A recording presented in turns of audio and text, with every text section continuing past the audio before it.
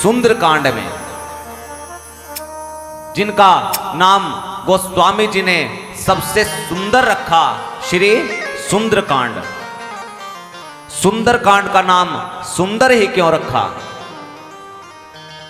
क्योंकि यह श्री सुंदरकांड सुंदर नाम के पर्वत से प्रारंभ होती है और सुंदर नाम के पर्वत पर ही आकर के इस कांड का विश्राम होता है, इसीलिए इस कांड का नाम श्री सुंदरकांड है।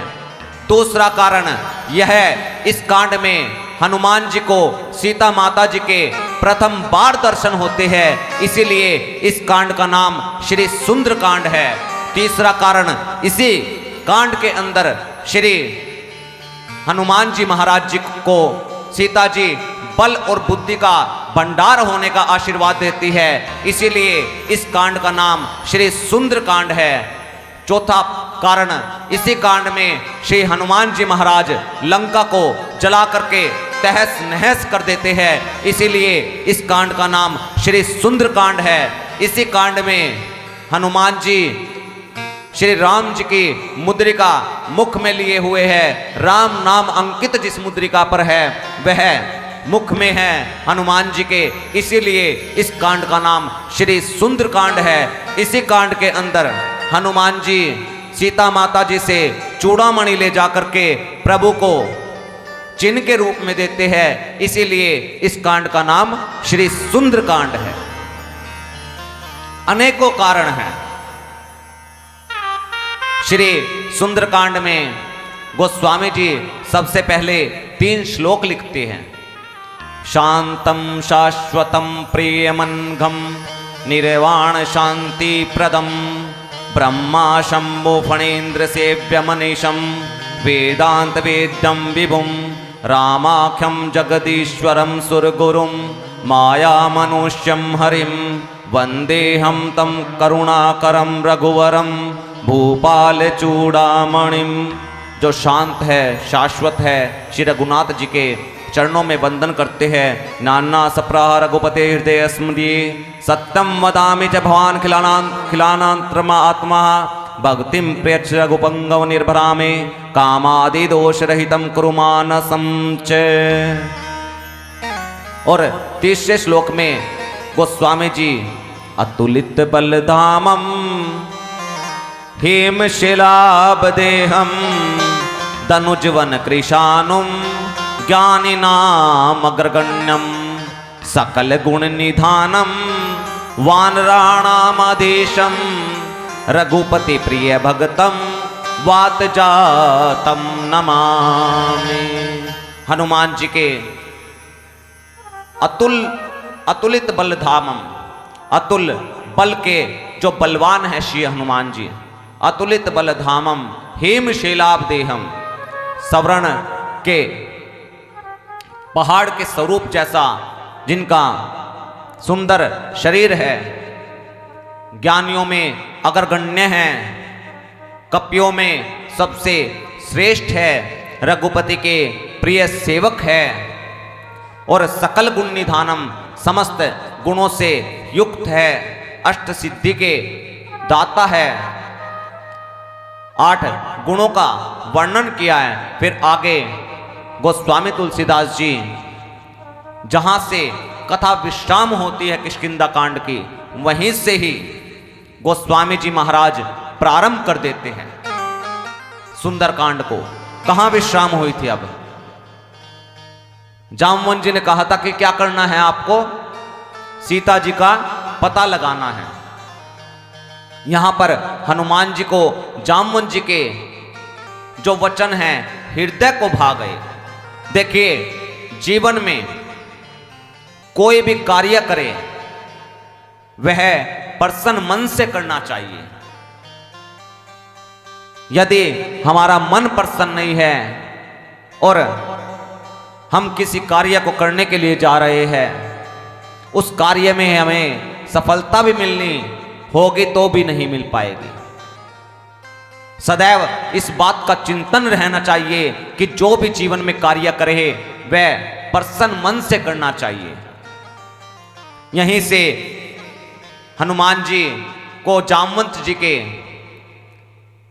जो वचन है हृदय को भा गए। आइए, सुंदरकांड कौन कौन पढ़ता है घर में? जामवंत जी के वचन हृदय को भा गए हनुमान जी महाराज के।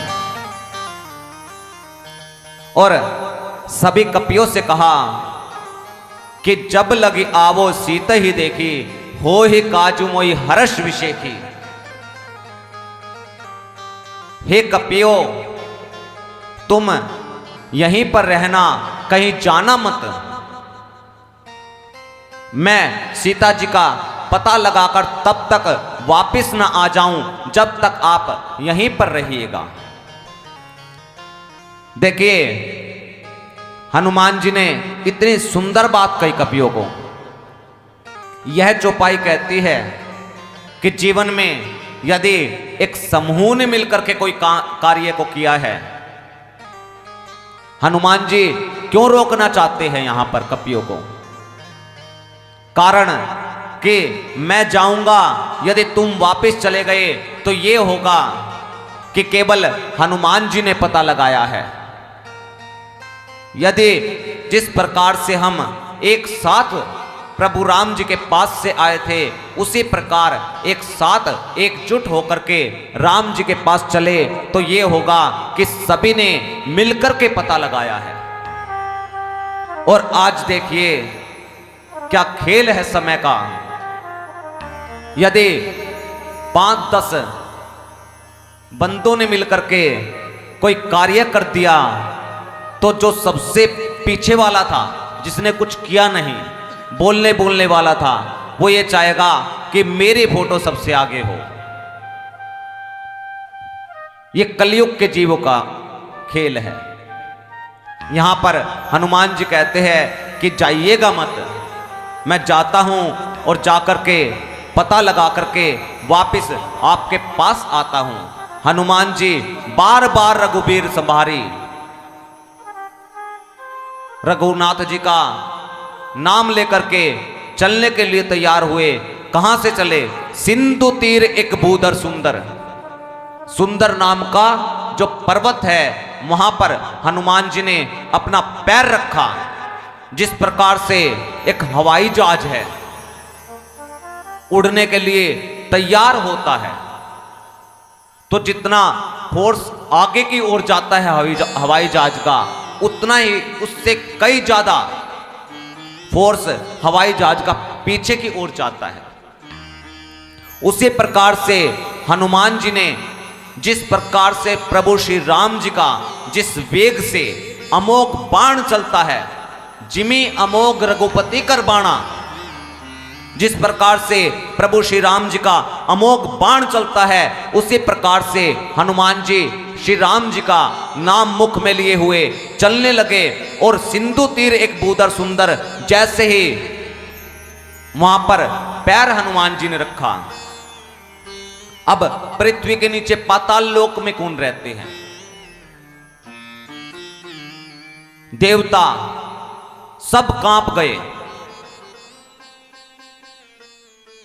और सबको यह लगा कि कहीं रावण तो नहीं आ गया, क्योंकि रावण जब चलता था तो धरती डोलती थी। हनुमान जी के पैर रखने से पाताल में कंपन हो गई और राम जी के अमोघ बाण की तरह चलने लगे।